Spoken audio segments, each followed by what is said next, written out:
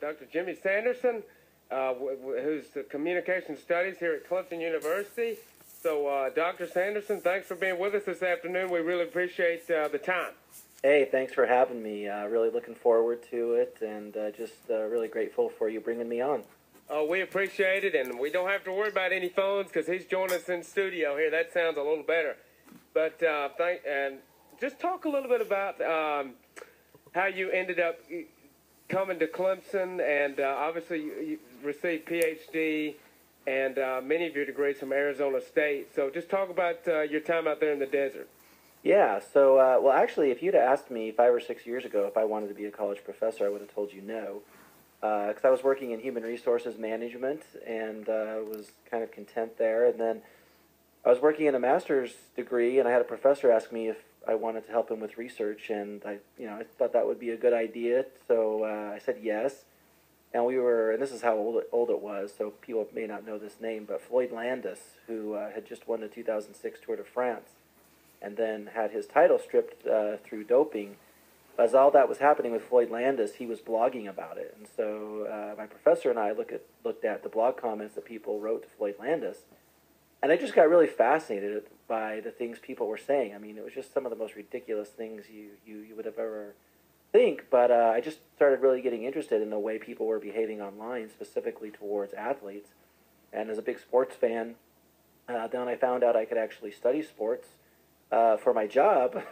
I was really pleased to hear that, and so was looking for a faculty position as I was finishing up my PhD, and I had known a professor who had been here previously, who's now at Alabama, named Andrew Billings, and so I knew Clemson had a sports communication focus, and that was a big selling point for me. And of course, once I signed on, then of course we developed the major that's going to be starting in the fall, the sports communication major. So that's how I got here. I'm just finishing up. This will be my second year, ending this spring, and just absolutely love it. Love the students, love the sports here, and just could really been a great experience for me so far.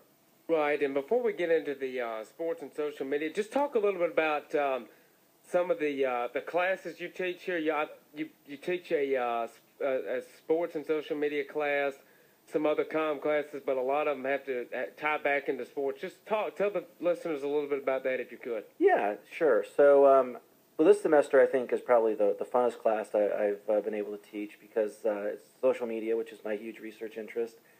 And so it's been really fun to just talk about all the different aspects, and we can't even touch on really half of what I'd like to, but everything from the way teams are using it to the way players are using it to how fans are using it and policies and all sorts of fun stuff like that. And the students, we're really fortunate this semester because the students are actually conducting some data analysis for the Phoenix Suns relating to an event the Suns had back in December, and they'll be turning that into to the vice president of digital for the Suns. So that's just really a fun class, and I love showing up every Tuesday and Thursday for that. And then I've also taught a sport and society class, so we looked more at kind of the unpleasant side of sports or the sociological issues in sports. So we did a lot of stuff with youth sports, and it was fun because the students, I made them come out to a youth football game here in Clemson. And the one requirement was they couldn't write about my behavior because they were my kids' games for the most part. But that was fun just for them to kind of observe parent behavior and look at that. And then we also talked about things like doping and obviously concussions, which is a huge issue right now in sports. And then I've also taught kind of just general sports communication classes where we look at everything from fan identity to crisis communication in sports to coach-athlete interaction and relationships. And then last summer I taught a really fun class, which was sports media criticism. And one of the assignments was to watch an episode of First Take. So I may be teaching that again in the summer. I'm not sure yet. But just really it's a fun, nothing against the other majors here on campus, but when you get to teach sports, it's coming to work every day is pretty darn fun. Right. No doubt about that. And let's, well, obviously with signing day this Wednesday, y'all were down there in the social media center, and you've actually been on Roy Philpott's show. I've listened to you a couple times this week. And just talk a little bit about what you guys did on Wednesday and how you covered signing day. Right. Well, we were really fortunate to kind kind of be able to partner with athletics. So Jonathan Gant, who's our director of new media, put together, him and Joe Galbraith and Don Munson and some of the other folks put together a really strong signing day presentation, and we were fortunate to be asked to be part of that. So what we were really doing was tracking conversations around the hashtag the athletic department started, which was the Clemson Family hashtag, and we were just looking at, how many messages across social media were coming in using that hashtag, what were some of the words that people were using along with Clemson Family, what were some of the prominent Twitter accounts, Twitter hashtags, being used with the Clemson Family hashtag, and just really looking at what were the demographics, what were the locations. It was just really fascinating to see, really, people from all across the world using that Clemson Family hashtag. Right. It was pretty remarkable. I think you talked about some people from Jamaica and Canada and all over the country and the world have been using that, which that shows how far your brand is really reached in a way, I guess. Yeah, absolutely. And what it does, it allows people who are dispersed to participate in the event. So I think one great thing that social media does that teams are doing more of is they're letting fans have that inside look that we just really didn't get before. So we get to see inside the locker room. We get to see what's going on signing day. We get to see inside the draft room or the war room for the draft. So it's just a really great way for people to stay connected to a sports team or a sports organization. Right. Well, talk a little bit. One of the problems now in college and pro also, but is the decline in attendance at games. Because you look up now and you see in the stands, heck, everybody's on their phone even during the game. And just talk a little bit about how that's affected attendance and what universities and Clemson in a way is trying to do now to interact with fans and get people to come and fill up the stadiums and things like that. Yeah, so it's really interesting to think about the declining attendance because you hear, especially someone coming from, nothing against Arizona State, but our football team wasn't exactly known for this great culture like we have here at Clemson. So I remember when we'd be playing teams like Southern Cal or Oregon who were rated in the top 5, we couldn't even sell out Sun Devil Stadium. And so you start to ask questions, why is that happening? And I've heard people use the term couch gating, which means that it's just a heck of a lot easier to stay on your couch and have the whole same experience with your big screen TV and high definition. So, and then the second screen, which is what you're talking about, is a huge thing. I mean, I know when I watch sports, most of the time I'm 50-50 between watching the game and seeing what's happening on Twitter. So I think a couple things that schools are doing in that regard is really, first and foremost, trying to upgrade the Wi-Fi capabilities. So I've heard a lot of people talk about, not necessarily here, but just one of their frustrations when they go to live sports events is not to have good Wi-Fi access. And then I think teams, the Giants, the San Francisco Giants did something really interesting where they actually built a social media cafe there at the stadium. And it's a place where people can go and have social media conversations and charge their devices. And so I really think, at some level, teams are going to really have to start looking at how can we integrate it physically into the facility, but then what are ways we can use it to get people to games and engage them during games too. Right, and talk a little bit about, I think you posted a question one day on Twitter about, people outside of the football, they're contacting these recruits. There's a fine line to be drawn. Some of these fans, some of these fanatical fans, harass these players, and talk a little bit about what you do. I mean, do you think that maybe the NCAA will eventually look at this and start trying to control it in a way? Well, actually, there is a rule on the books. So to some extent, the rule is there that only members of the coaching staff can contact recruits across social media. So right around signing day, you'll start to see compliance departments reminding fans of that. But, at the end of the day, there's 500 million people on Twitter. I just don't know that. We can talk all day about whether it's creepy. I kind of tend to think that it is. But I just don't know that it can really ever actually be enforced because there's too many people. Right. There is a bunch of people on the Twitterverse. I think Michael's got a couple questions for you now. You talked about the bans on Twitter and how the NCAA has a rule on the books. Talk about coaches and official team feeds, because I know for texting and phone calls they're only allotted a certain number of messages or minutes. what kind of rules are on the books in terms of interacting with social media between coaches, team feeds, and recruits?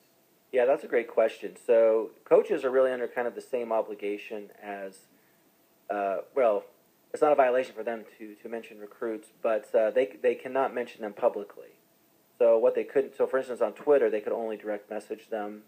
They could not mention their Twitter handle and say, we just got a verbal commitment from Seminole Guy 44 or whoever. So what's interesting there is you've seen people like Kevin Sumlin, who when he gets a verbal commitment will tweet out, "Yes, sir." Or Butch Jones, I think, has a code word. And so these coaches, what they've done is they're really kind of just subtweeting in a way these code words that let people know that they've gotten a verbal commitment from a recruit.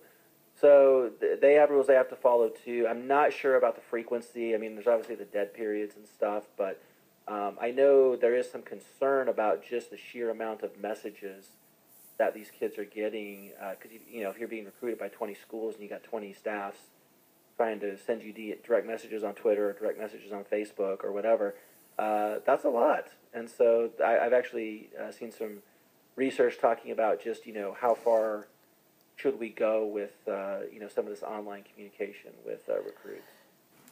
Right, you talk about the maybe how far they can go, but with social media being a relatively new concept, maybe the last 2 or 3 years kind of blowing up, can we expect some changes from the NCAA, like maybe outright banning coaches from talking to recruits or opening the floodgates maybe? That's a good question. I mean, it's really hard to say, and you made a good point. I mean, we've really seen, it's only been within about the past 3 or 5 years that social media has really exploded. So, the NCAA is not the only organization that's trying to play catch-up in terms of governance of the way, its stakeholders are using it. But I think, I mean, without getting into a whole lot of it, I mean, there is, I do see the NCAA becoming more flexible with just a lot of their rules and a lot of their policies, and I think part of that's in response to kind of some of the public pressure that they've been getting. But, I mean, what I think is that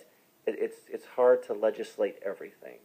And so I think just giving some good guidelines and some parameters in place, I don't think they want to necessarily go to either extreme. So I think what they'll try and do is just give schools parameters and guidelines and then leave it up to the folks with the compliance departments to kind of, decide what instances or what occurrences warrant kind of some, further investigation. Yeah, it seems like every school has not only their specific Twitter page, but also Clemson, for example, Clemson baseball, Clemson basketball, Clemson football, and then coaches. So it's certainly a very prevalent issue.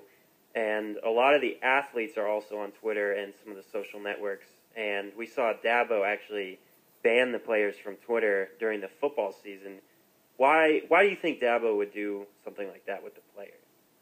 Well, honestly, I think you'd have to ask him that because I can't speak for him. But I think what you have with coaches is you kind of have, at least just as I see it, there's kind of coaches kind of in two camps. So you have coaches that are like, it's just a distraction, it's something we don't need, it's just one more thing that we've got to be, going to take people's focus away. And I, believe me, I understand that and can appreciate that point of view.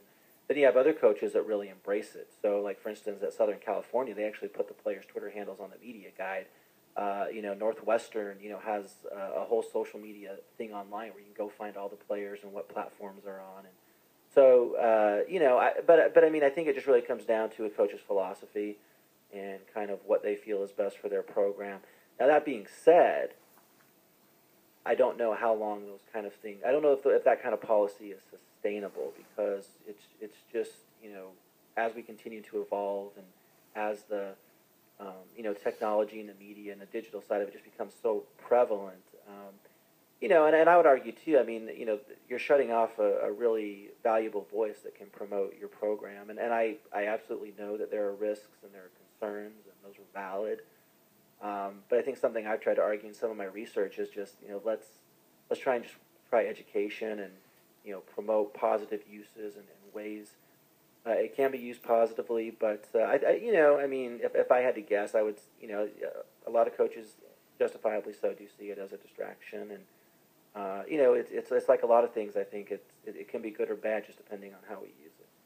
Yeah, I have to agree there. You see players on our basketball team like Jerron Blossomgame or Jordan Roper reminding fans to come out, tweeting out game times and who they're playing, and even when they're on TV, they'll tweet the network and everything so people are able to tune in. But on the flip side, you occasionally get a player with a controversial tweet and, maybe drop an F-bomb or something, and it can look bad. So I agree that it can be used for good or bad. But it seems like the only social network left somewhat untouched by official team accounts is Snapchat. And I don't know if you count that as a big social media group, but have any teams really touched into Snapchat? And if not, what can we see in the future from it? Good old Snapchat. I will admit I'm skeptical of Snapchat, but there are some teams that are using it. So the New Orleans Saints actually were a big kind of early adopter of Snapchat. Eastern Washington University athletics was using Snapchat quite a bit.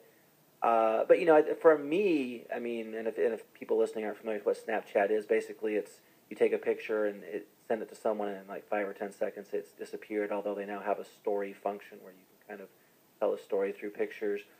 I mean, we had this discussion in my class a couple weeks ago. It's like there may be some tools or some platforms we don't want brands coming into. Because Snapchat to me honestly just seems like something you send, inappropriate pictures to your friends or something like that.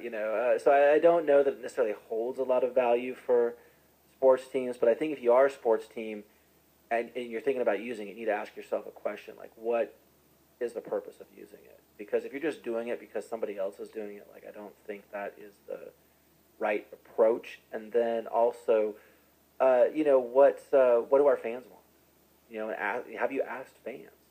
Do you want us to be on Snapchat? And if they do, then I think that's justification to kind of, move forward with it. But if you're using Snapchat, then you're also using Instagram. I would also argue that needs to be different. Because if you're just sharing the same thing, then why would people bother with Snapchat when they can just get it on Instagram? So I think there has to be some individuality there and some distinction across the platforms.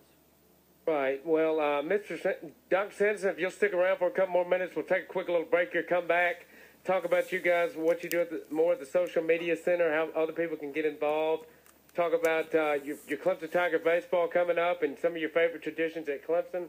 So if you'll stick around just for a couple more minutes, we'll come back here on WSBF FM Clemson.